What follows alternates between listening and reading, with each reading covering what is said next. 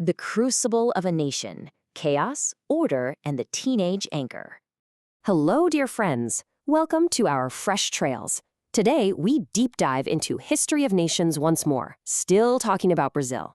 Have you ever thought, why did Brazil remain a single massive country while all its Spanish-speaking neighbors, and even other Spanish colonies, shattered into many different nations?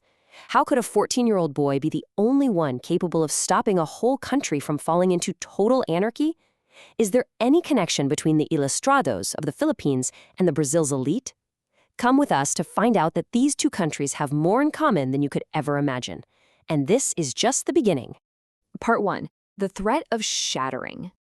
So, to really understand this post-colonial mystery, we have to look at the high-tension laboratory of 19th century mapmaking. It was this crazy era where the borders of the world were literally being drawn, erased, and violently redrawn. Imagine, if you will, dropping two glass plates onto a hard floor.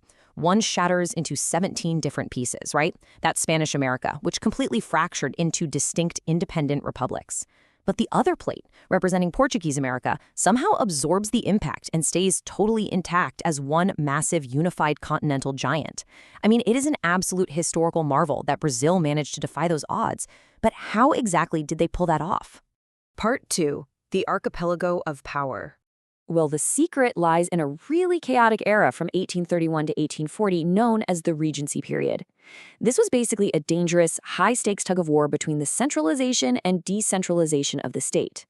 In 1831, the emperor abdicates. He just steps down, leaving a massive power vacuum. To manage this mess, an institutional experiment was launched in 1834 that granted autonomy to distant provinces. Think about the historical power asymmetry between a strong central hub, like, say, Imperial Manila, and the diverse provinces of a vast archipelago. When that center suddenly loosens its grip, things can spiral out of control really fast, and that's exactly what happened here. This decentralization backfired spectacularly, sparking violent regional revolts in 1835 that literally threatened a systemic collapse of the entire nation. Actually, the French traveler Auguste de Saint-Hilaire brilliantly observed the reality on the ground back then. He noted that there was just no common center. The nation began acting like an archipelago of power. Distant, diverse provinces fiercely resisted the grip of the imperial center. They were communicating more with the outside world than with each other. The whole country was, quite frankly, on the absolute brink of tearing itself apart. Part 3. The Educated Brotherhood. Terrified by the threat of complete territorial collapse, a powerful group stepped in from the shadows around 1837. This conservative elite became known as an educated brotherhood. Now, unlike the very diverse, locally focused provinces, this elite group shared a tightly unified ideological cohesion. Why? Well, because they almost all went to the exact same school, Portugal's Coimbra University.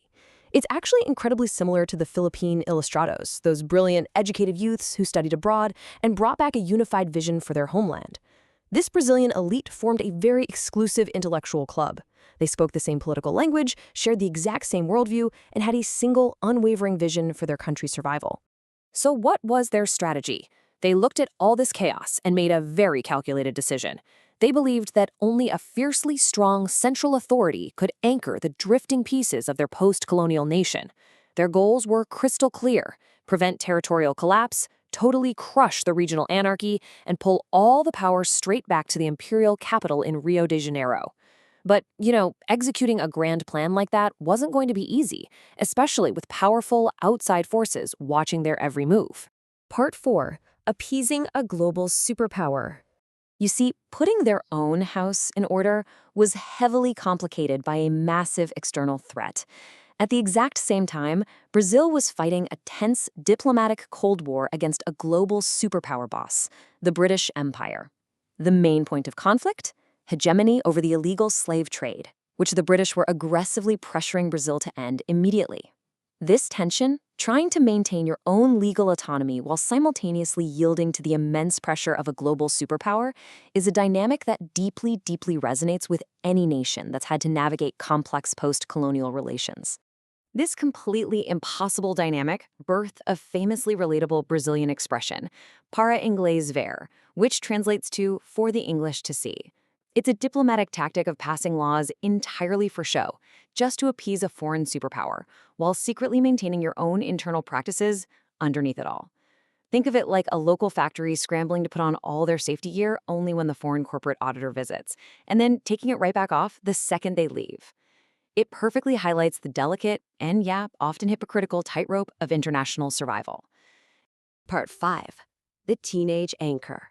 Facing this severe internal fragmentation and intense foreign pressure, the elite realized they needed a miracle. They needed an unquestionable symbol to glue the nation together. And so they orchestrated a truly desperate climax. 14. That was the magic number. In 1840, this political elite literally staged a coup to elevate a 14-year-old boy, Pedro II, to the throne.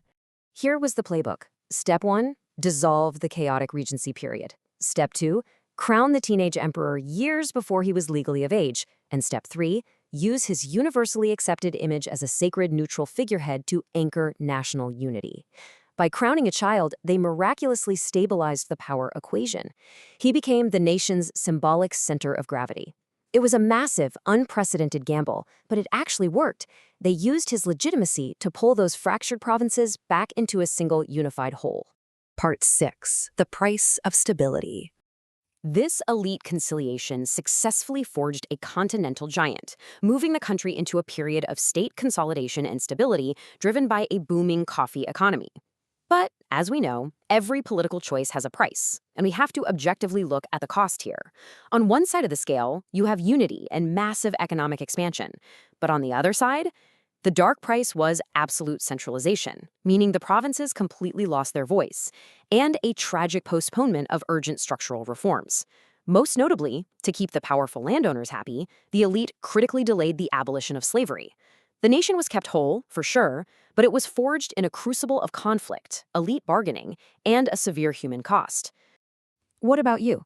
Do you think the conciliation culture is a top-down way of doing politics and helps prevent chaos? Or does it simply serve to keep the common citizen out of real decision-making?